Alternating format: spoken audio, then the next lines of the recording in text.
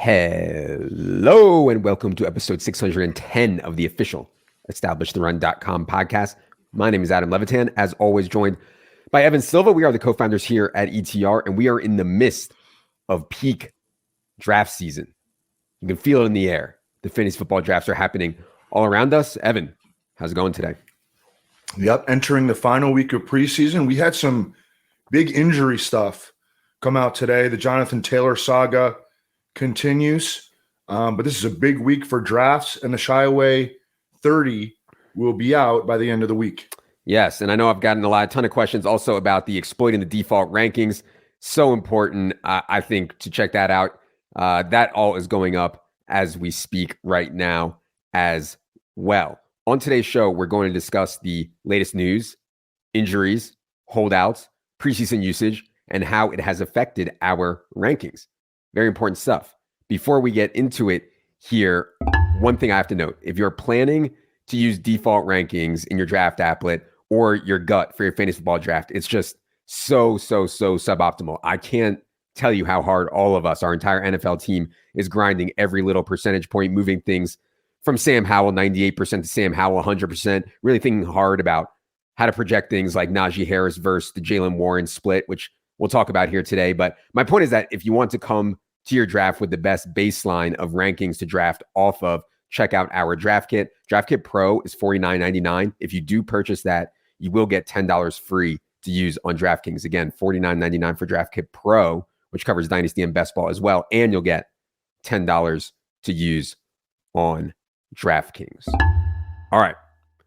Jonathan Taylor Saga took another turn this week, Evan, as the Colts granted permission to Jonathan Taylor to seek a trade. Of course, the Colts are going to leak some outrageous price. They said they want a round one pick in exchange for the right to pay Jonathan Taylor a ton of money. Now, I don't want to rule this out from happening. We saw Christian McCaffrey get dealt last year. I believe it was for a second, third, and fourth round pick from the 49ers to the Panthers. We also saw Bijan Robinson and Jahmyr Gibbs both go in the top 12 of the draft this year. So I'm not going to sit here and say that teams don't value running backs enough to think they might want to trade for a talent like Jonathan Taylor. Evan, what was your reaction to the latest in the Jonathan Taylor saga and how are you handling him in the ranks? Well, then I thought it was interesting that Jonathan Taylor was out at Colts practice today, but then you had Albert Breer and Adam Schefter reporting that he's dug in and that he's not going to play for the Colts unless he gets a new contract. I still think that they're going to find a way to figure this out. They have a rookie quarterback. You know, they have, and they don't have like a lot of talent in reserve at running back. So I still think they're going to figure it out, but I don't know what to think, really. Yeah, I think the most likely landing spot, if I had to bet right now for Jonathan Taylor, is the Indianapolis Colts, like by far. I don't think it's crazy to think that he could be dealt. It's just kind of late in the year for someone because everybody's used their cap space. Everybody's made a lot of their moves already. And so now to take on something huge, like a huge trade for Jonathan Taylor and pay him a big contract, it's just harder to make it work right now. I know people have speculated about the Eagles possibly being interested. I know people have speculated about the Dolphins being interested. I don't know, man. That would surprise me. I'm on board with Evan that JT is more likely to be back with the Colts. I have on-field concerns about JT, though. We talked about that on the bus thing. So even if he does come back to the Colts, and I didn't take him in round 3 in this dip, I think I'm still kind of okay with that. End of round 3, round 4, round 5, I take JT. I think it's worth it there. Would you say that's roughly where you're at, Evan? Yeah, I would say 3-4 turn is where I start looking at him. Okay. There actually was a firm report from Barry Jackson of the Miami Herald, and he's really good. I mean, he's won awards in the past, that the Dolphins actually are actively interested in Jonathan Taylor. The Eagles, every year someone tries to connect a running back in the draft to the Eagles, and the Eagles just don't value that position. So that one would be tough for me to buy. Okay. Let's go to this Jaxon Smith-Njigba injury. Jaxon Smith-Njigba is undergoing wrist surgery today. We're recording this Tuesday afternoon. JSN is undergoing surgery again today. Could be ready for the start of the regular season.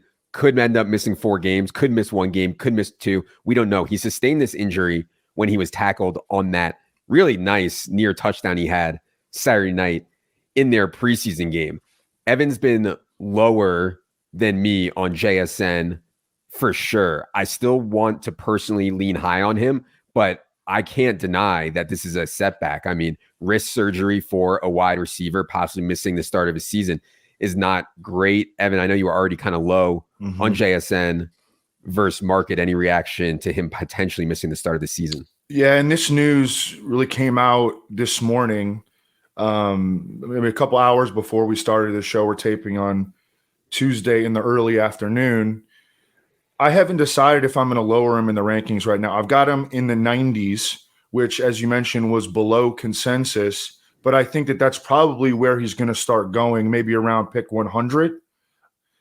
I don't know. I got to look at it. I have to decide because we're still in the process of kind of gathering information as to how much time that we're going to miss, that he's going to miss. Pete Carroll always has the rose-colored glasses on when it comes to injury stuff. So I don't think that anything that comes from him is going to be helpful, but I'm still waiting for reports as to exactly how much time he's expected to miss. One point I wanted to make, if you told me today that JSN would definitely miss 2 games, exactly 2 games, I would only dock him 1 game in the projections because these first 2 games of the season are worth so little compared to the end of the season, right? Like first 2 games, if he misses, we have our full roster. There's no injuries yet. There's no buys. I'll be fine. I'd love to have JSN for the stretch run. So yeah, I just want to be careful about people thinking docking him too much for early season games, I guess is my point. Okay.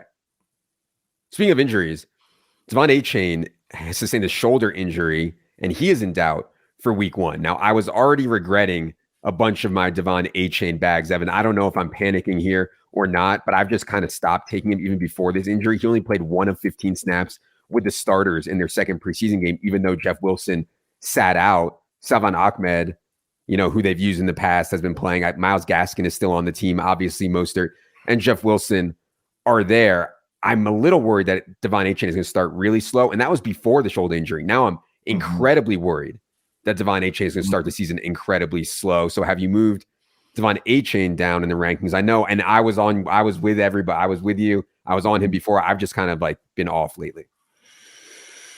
Yeah, I mean, I haven't been drafting as much as I was earlier in the offseason.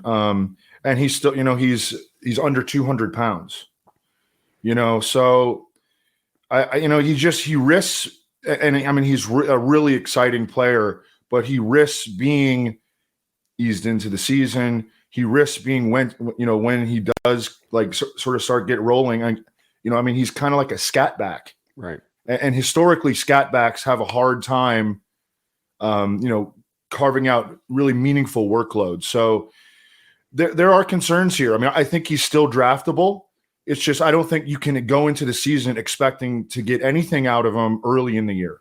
I would need an extremely deep bench, I think, for me to carry Devon Achane for 5 or 6 weeks at this point. And I don't know that's that's exactly how long it's going to take for him to get his chance. But yeah, I would need a deep bench on Achane right now. Commanders news. Sam Howell was officially named the starter. No surprise. I just wanted to double click on Sam Howell's rushing ability. Final year at North Carolina, 183 catches, 183 rushes, 828 rushing yards, 11 rushing touchdowns. Preseason in the NFL, 14 carries, 102 rushing yards, 2 touchdowns on 158 snaps. He also had that week 18 spot start last year, went 535-1 rushing.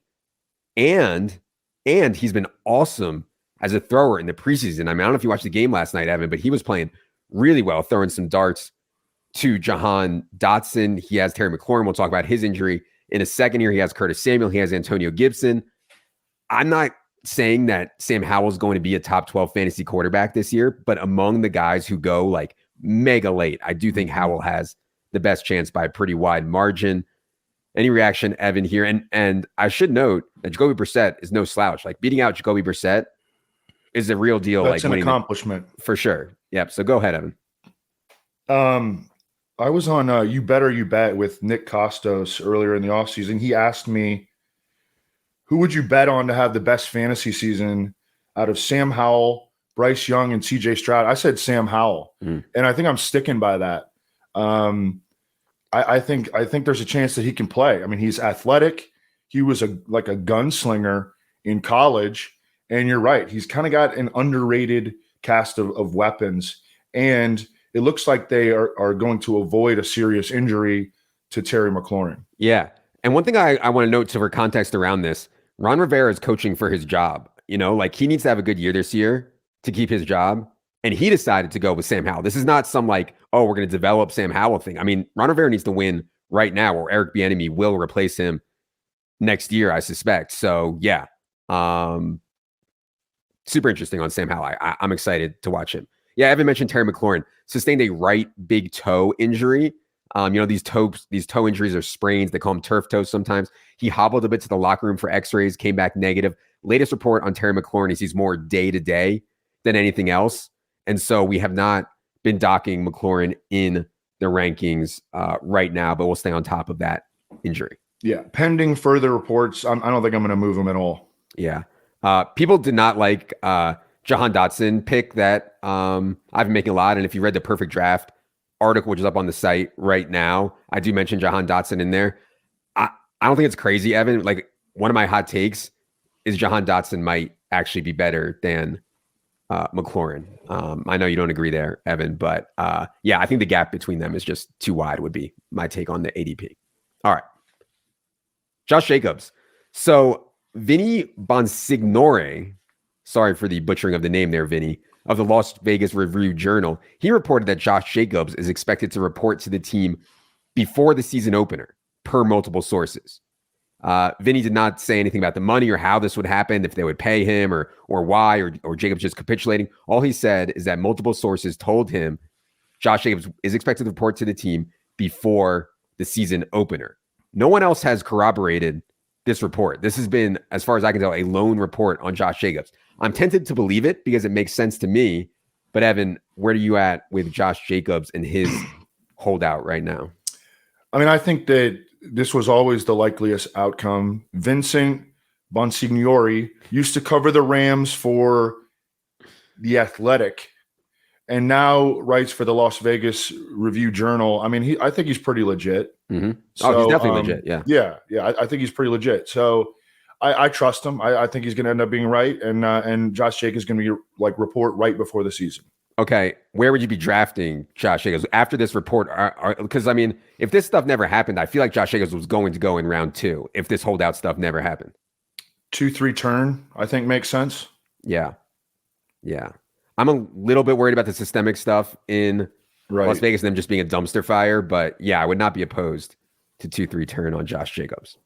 Speaking of starters getting named, Baker Mayfield officially named the starter for the Tampa Bay Bucks. No surprise, he beats out Kyle Trask. I mean, in 2022, this Bucks team, Tom Brady, set the NFL record, 733 pass attempts in a season, 43 per game. I mean, my God. Obviously, that's going to regress massively with Baker Mayfield, but this team is going to be bad. Their starting running back, Rachaad White, is a space back. They're kind of set up to throw a bit with their best players are Mike Evans, Chris Godwin, and their best running back is a pass catcher, I think, in Rachaad White. And so I could see a more throw-heavy approach here, despite the Baker worries than people are expecting. Evan, any thoughts on Bucks pass game outlook now that we know Baker Mayfield is the starter? I just think that we've seen enough of Baker Mayfield to know that he isn't very good and that probably Kyle Trask will end up making starts as well. And they're going to play like quarterback musical chairs throughout the season. And I think we've seen enough from Baker. Have you been taking or you're interested at all in drafts in Chris Godwin or Mike Evans? When they fall like a round or a round and a half past their ADP, it's really hard to be excited about them. Yeah. I think Mike Evans might be a slightly better bet because he can just get there on touchdowns. But yeah, I mean, it's not a fun click on either.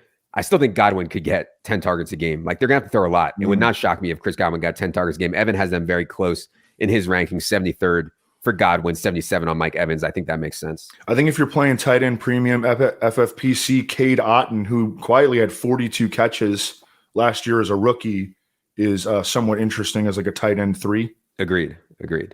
Okay. Bills backfield. I don't know if you've been following this, Evan. James Cook has gone from like a 9th round pick to like, I've seen him go in the 5th round. And this has happened in the last month, and there hasn't really been news. Now, James Cook did play on 15 of 16 snaps with the starters in their second preseason game. Latavius Murray only played 2. Dameon Harris had a knee issue, minor, did not play. The thing that I keep getting in my head is, what if James Cook is actually good? What if James Cook actually runs away with the lead back job here? Like, beating out Latavius Murray and Dameon Harris isn't that crazy that he could get 65+% of the work. And in this offense, that would be a smash. And I think that's why his ADP is steaming so hard. I prefer him in round 7, but it looks like now you might have to go into round 6 to get him. What do you think about this James Cook feature back steam? I think concerns remain about, and now he got a nice little bump, like underrated bump, when Nyheim Hines went out for the year, because their skill sets overlap a little bit. I'm still worried about, the Latavius Murray and Dameon Harris. Dameon Harris is eventually going to get healthy, and he's a good runner. And then Josh Allen at the goal line, and how many times per game is Josh Allen going to dump off to running backs, because he's a pretty aggressive downfield thrower. I just keep going back and forth on James Cook. I think he's one of the biggest conundrums in fantasy football this year, because what is his outlook in terms of high value touches? Yeah, I think people are very excited about this one. And like, when people get very excited about, Tank Bigsby and they take him in round 10, or Devon Achane in round 10, or Kenny Gainwell in round 11, like stuff like that, I'm like, I don't think I'm going to get burned by that. I really don't. Like, I'm fine when people do that. I'm scared James Cook in round 6 could actually burn me. And so when it gets into that round 6, round 7 range, I do think I start to consider James Cook now. Hopefully in home leagues, he will be a bit cheaper. Let's go to, Dalton Kincaid stuff. I mean, more great usage for Dalton Kincaid. He ran 9 routes on 12 Josh Allen dropbacks in the preseason game. If you saw the highlights, they had him singled up in the slot, obviously against some backups for the Steelers, but still, just him running these choice routes against linebackers and safeties looks really good. I know it's hard on the tight end stuff for rookies, but yeah, any change for you on Dalton Kincaid? I believe you have him. I don't think you have him in the top 150, actually, Evan. Yeah. Rookie tight end on a team with a ton of weapons. What do you think about the Stephen A. Smith report that Steph Diggs wants out of Buffalo? I mean, do you put any stock in that at all? I didn't, but I don't think Stephen A. is just like saying that just to get attention. I know that's like the accusation with him all the time. I don't think he would do that just for attention. Maybe that's a bad read, but yeah, I think there's nothing that they can do. I mean, the Bills have to try to win this year. If they don't win this year, I think it definitely blows up with Steph Diggs. Like, definitely. I mean, they are fast tracking Dalton Kincaid. There's no question about that. It's just, how many targets per game is he going to get? His usage looks great. Stephon Diggs is a target hog. Gabe Davis is going to be out there on 80% of the snaps. Now we're talking about James Cook as a single-digit round pick. Yeah. So I mean, this team. We can definitely take Dalton Kincaid as a tight end too. Can he get to a point where he's an actual fantasy starter? Well, I mean, so the guys at the back end of the tight end 1 range, the starters would be like Higbee, Chig, guys like that. I think I prefer Kincaid to Chig. I don't know about Higbee. I definitely prefer Kincaid to Juwan Johnson, who I know you prefer Juwan Johnson there. But yeah, I think that's an interesting debate also. So yeah, I mean, I think he's in that range with those guys, I guess is my point. But yeah, I'm not expecting Dalton Kincaid to like blow the doors off. I know there's some people out there that are very, very out over their skis on Dalton Kincaid. All right. Joe Mixon was found not guilty on his aggravated menacing charge. There was a while there we were worried about suspension, and we weren't baking it into the rankings, but I was a little bit worried that we were going to get burned on that. Turns out, does not look like Joe Mixon will be suspended. The competition behind him has been non-existent for the most part, and I've not heard any smoke about them and Kareem Hunt or Leonard Fournette. So Joe Mixon is set up pretty well here. Evan, what do you think about his outlook now that we know he's not going to be suspended? Yeah, I moved him up a tier, and he's now the RB17. And I mean, his workload projection is just like through the roof right now. I mean, and he plays an explosive offense. He's not coming off a great season, but that workload projection, I mean, it's real high. I mean, Joe Mixon also showed an ability to command targets at a pretty high rate last year, despite them having 3 awesome wide receivers and the tight end. Now you remove Pirine. And so, I think there's even more room for Mixon in the pass game now that Pirine's out of the mix here. Let's go to... Yeah, his backups, we're talking about Travion Williams, who's been in the league and, hasn't earned touches, who's now been hurt. Chase Brown, who's a 5th-round rookie. Chris Evans, who, people talk him up every year, and he never does anything. So, yeah. Chiefs, the Chiefs starters have now played 26 snaps this preseason. Wide receiver snaps are as followed. Out of those 26, MVS 20, Sky Moore 17, Justin Watson 12, Rashee Rice 11, Richie James 6, Justin Ross 2, Kadarius Toney 0 because he has not played due to a knee injury. Still think Kadarius Toney is live to be ready for week 1, but he'll be coming in with not much work. I think my only takeaway here is that MVS and Sky Moore are going to play the most.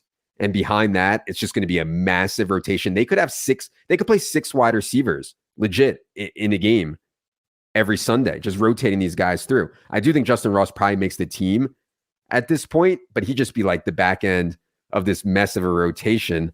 I don't know, man. How have you been handling Chiefs wide receivers? Been drafting a lot of MVS just because he goes so late in drafts. And, I've primarily done best ball to this point. And he kind of profiles as a potential spike week player. Now, he didn't spike very much last year, but I think he's still got that in his bag a little bit. I think that the rapport should be better in his second year with Patrick Mahomes. Sky Moore is the guy that I have ranked highest, and I think should definitely be ranked highest because I think that he's locked into 2 receiver sets, and looks like he's going to play that slot role. And then I'm with you. I think that your read has been right, that they're going to have a big rotation at receiver. It's going to be a mess. I've actually not been taking Sky Moore, which actually scares me a little bit. I just don't think he's good enough to consolidate work. Like, they're going to spread it around so much. I don't think Sky's actually going to consolidate it. So I take other guys, wide receivers in that range. But yeah, if Sky Moore is actually good, I think he's set up to be pretty solid. All right. Silva did move Tank Dell up. Tank Dell has been buzzing a ton this preseason, but Tank Dell has not made the top 150. I know a lot of people. He's in there. Oh, he is in there. Yeah, okay. I think I got him up to like 134. Okay, correct. Tank Dell is. I was searching under Tank. It's actually Nathaniel. We have him listed as Nathaniel in our models. But anyways, yes. Okay, 134 for Tank Dell. Evan. Dude's looks like he's shot out of a cannon. He's just so small, and he plays on the Texans. So I don't know, man. It's a tougher sell for me, but go ahead on Tank Dell. Apparently, he's already the Texans' best receiver, and C.J. Stroud loves him. I don't know what to think about C.J. Stroud. But Tank Dell has been making plays. He ripped it up in the Dolphins-Texans joint practices, and he's been looking great in the preseason. So, yeah. He's not going to be a guy that you can rely on, consistently week to week, but I think he's going to mix in some big plays over the course of the season. I think he's going to end up playing a lot. Yeah. I take Marvin Mims over Tank Dell. What do you think about that? Yeah. Oh, definitely. Okay. Definitely. Let's go to Marvin Mims is already you have this in here that he's already locked into 3 receiver sets. Yes. We'll go there next. I just want to finish up on the Texans stuff. Dameon Pierce in their preseason game played every snap. And you remember last year, Dameon Pierce only played about 25% of third downs. He was losing pass down work to Rex Burkhead, et cetera. So it is certainly notable that in their second preseason game, Dameon Pierce played every snap in the drives he was in for, including the third downs. The third drive went all Devin Singletary. So I don't want to make too grand of takeaways here. It could have just been like a preseason thing. They want to see how they do, get Dameon Pierce 2 drives, get him out. But giving him a chance on third down would massively improve his outlook. So what do you think about Dameon Pierce and pass game stuff this year? I think that they're going to lean on him as, their true feature back. And I think that this gave us a good hint as to how that they're going to distribute the work between Dameon Pierce and Devin Singletary. I think Devin Singletary will essentially be the breather back. And I think it's really – Devin Singletary was not good in the passing game in Buffalo. Dameon Pierce can be good in the passing game. This tier here of Cam Akers, Dameon Pierce, J.K. Dobbins, Miles Sanders, My favorite, and I pass over this tier almost every time, but my favorite, if I was to take someone in this tier, it would be Dameon Pierce for me. I think he's the best one of that tier. Evan has them, believe very close together. If I check here, yeah, Evan has Miles, Dameon Pierce, and Akers all within spots 55 and 60 in his rankings. He does have J.K. Dobbins a little bit above there. And by the way, J.K. Dobbins has been looking very healthy, I think, at Ravens camp. Marvin Mims, yeah. Evan mentioned Marvin Mims, clear number 3 in his NFL debut in the second preseason game, ran 8 routes on 13 Russ Wilson dropbacks. He's going to be out there in 3 wide receiver sets. He's a talented guy. We talked about him a ton. I just thought it was good confirmation that he's ahead of some of these other guys. He's only behind Judy and Cortland Sutton at this point. Any further takes on Marvin Mims, Evan? You have him 105 in the rankings, which is very – people are going to get – I mean, you don't have to take Marvin Mims at 105 to get him, especially in home leagues. Definitely. I think he's got a chance to be pretty good. And I think he can run deep routes. I mean, he averaged almost 20 yards per catch in college. And I think that Russell Wilson, although he has lost athleticism, not coming off a good season, I think he can still throw the deep ball and Marvin Mims can go get it. All right. Couple ranking changes from Silva. Silva moved Chris Olave up from wide receiver 16 to wide receiver 12. Why don't you give some context around that move, Evan? Well, if I had kept him at wide receiver 16, people would not have been getting him. I think he belongs around that 2-3 turn, maybe at the back end of the second round. I've got Underhill in my ear just telling me that Chris Olave is going to be a superstar. Yes. Yeah. I agree. So, and I mean, I think he had a great rookie season. I mean, his yards per route run were really impressive. We had Harmon on telling us that he's going to be a superstar, and I mean, I feel like I get a text every day from Underhill telling me that he's going to absolutely rip it up this year. I mean, I want to bet against Michael Thomas, who's been up and down in camp or whatever, and on Chris Olave. So that's an easy one. Easy one for me. Okay. Silva has dropped Deshaun Watson down a tier. I don't think he moved him in the actual quarterback rankings, but any notes on moving Deshaun Watson down a tier? Yeah, I just think that he does not belong in that tier with Joe Burrow and Justin Herbert. I had him in that tier previously, but in the 150, he was significantly below both those guys. I don't think that he belongs in that tier, so I pulled him out. And what he's done so far in August, hasn't inspired a whole lot of confidence. I mean, there have been some fairly scathing reports about his practice performance, and the guy just hasn't played football in a really long time. So, yeah. Or, he hasn't played quality football in a really long time. Yeah. I mean, my optimist take on Deshaun Watson is that he's been running a ton since he's been Cleveland, and the weaponry is good. Everything else has been a mess. What do you think about Deshaun Watson versus Trevor Lawrence? I know you have Trevor Lawrence behind Deshaun Watson in your rankings, but that's one that I go back and forth on. Any thoughts on Watson versus Trevor Lawrence? I would agree with that. You remember we had Chris Eibel on the auction show, and he's all over Trevor Lawrence, suggesting that Trevor Lawrence could finish as a top 5 fantasy quarterback this year. It's just the running that Deshaun Watson brings to the table. And Trevor Lawrence can run a little bit, but I mean, he can't run like Deshaun Watson.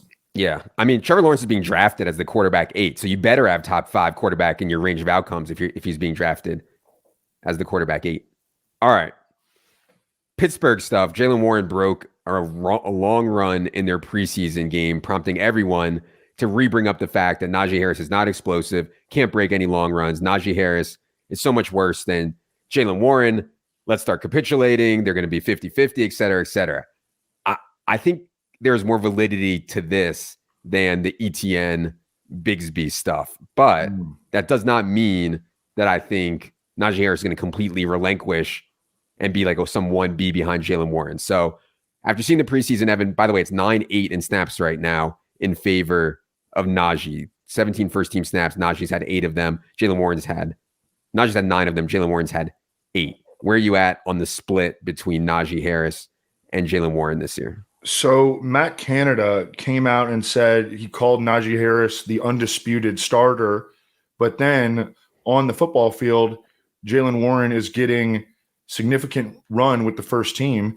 And I mean, Jaylen Warren outplayed Najee Harris for most of last season. Yeah. So I would say that this is fairly concerning for Najee Harris. Yes.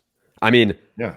I know Evan's out on Travis Etienne. I actually take Etienne over Najee Harris for me. But yeah, Evan has Najee 7 spots ahead in his rankings of Etienne versus Etienne. But yeah, it's super interesting, both those guys, super interesting. I think right now Jaylen Warren will start off getting somewhere around 35% of the running back touches, and we'll see where it goes from there.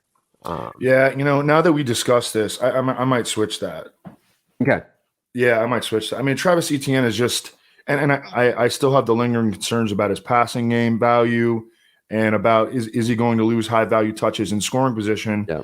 And I think that Najee Harris is going to get those, but the Jaguars are going to score a lot more points than the Steelers in all likelihood this season. So I'm going to go back and look at that. I mean, Travis Etienne can also win you the week just by being explosive. Najee needs 20 touches to 20 plus touches to win you the week. Evan, speaking of the Steelers, Evan did move George Pickens up a tier. There's been a lot of hype on George Pickens. Evan, why don't you tell the people why you moved him up a tier? Well, I know that you had your concerns with George Pickens as a rookie. He had over 800 yards as a rookie. That's a pretty good number. And historically, if you look at second round wide receivers that go for over 800 yards in their rookie season, there's going to be a lot of track records of success there. I think he could definitely take. You remember George Pickens did not play a whole lot of college football, and I think that there's absolutely room there for him to make a potentially big second year leap with Kenny Pickett. So I like drafting George Pickens. I mean, George Pickens would have been an NFL first round pick if he had not blown out his knee prior to his junior season at Georgia. This guy is clearly talented. My concern has always been that Matt Canada, I have zero faith in this guy, zero. And he just sends George Pickens on clear out routes, Michael Gallup style, and it's not great, right? I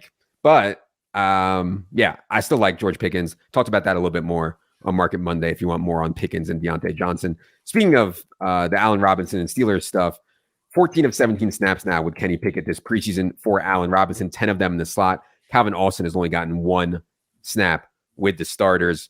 I know we talked about this plenty. I don't want to rehash it, but Allen Robinson, I think he's probably washed. But if he's not, he's free and going to be out there a ton for the Steelers in the slot. I think he's washed as a perimeter player, but I think he's got a chance to, outkick any kind of target projections playing this role. I mean, we've seen this happen with late career wide receivers, Hines Ward, Reggie Wayne. We've seen guys kind of revitalize their career to an extent when they get moved into the slot. He doesn't have to go win ISO routes on the outside. Yeah.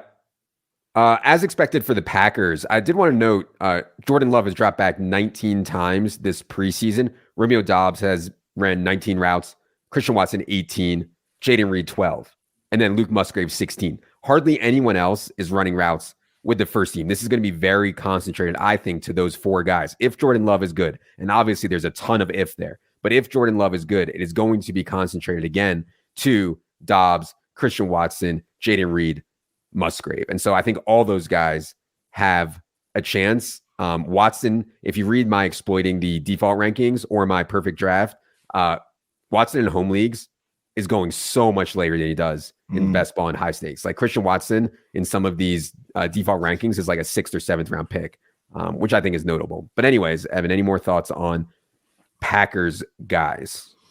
Yeah, I mean, I just think that it's nice that we have some clarity, role clarity in Green Bay, because there's not a lot of proven experience at tight end or wide receiver. But I think that it's kind of been narrowed down by the coaching staff already, and I think that's kind of nice. Okay. Javonte Williams comeback. I don't want to say complete, but just stunning. Plays 12 out of 23 snaps. This was his first game since tearing that ACL, LCL, PLC. Javonte Williams, 12 out of 23 snaps with the starters, ran 7 routes on 13 quarterback dropbacks. He saw 9 opportunities on those 12 snaps. I mean, they were feeding him the ball, feeding him a ton of screens and stuff. I thought he looked decent. I don't get into the, I watched and I saw this. I leave that to the tape bros. But he seemed fine to me. He's almost certainly going to be out there for week 1 now. His ADP is steaming. Where you at on Javonte Williams, Evan? Well,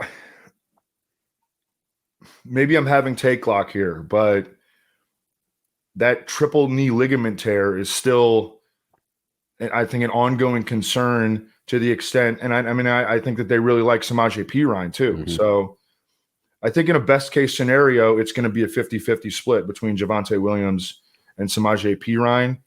And so again, maybe this is take lock. Yeah. I don't know, but I'm still not going out of my way to draft Javonte Williams. I have the same take as you. I obviously now, in hindsight, regret not taking Javonte Williams when he was going in the 90s and the 100s. Now that he goes in the 70s, I'm not going to chase him up there, and he's going to start going even higher, I think, the more positive reports about his knees. So it's just hard for me as I missed him at cheap prices and now taking him at expensive prices. Yeah, he's going to be a massive outlier if he's actually good this year. Okay. A few more very small things. Zach Ertz returned to practice off his ACL. Cardinals are playing a lot of 2 tight end sets in preseason. I think we'll see a lot of Trey McBride and Zach Ertz on the field together. Just want to put that out there. Also, Cowboys number 2. Rico Dowdle appears to be ahead of Malik Davis for that job. Obviously, Deuce Vaughn is getting a ton of buzz, though. I just don't see how Deuce Vaughn is really a threat to base down work. I'm a little concerned that maybe Deuce Vaughn is a threat to Tony Pollard on some pass down work. How do you think Rico Dowdle and Deuce Vaughn impact Tony Pollard this year? I think it's Rico Dowdle. Rico Dowdle. Yeah. I think they trust him in pass protection. He's been in the organization for multiple years at this point, and he's finally getting this opportunity.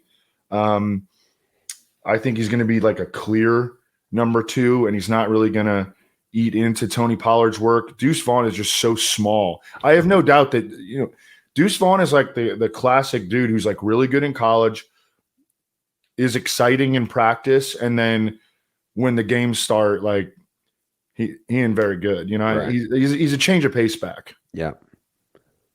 Last one I have here, Jameson Williams, man.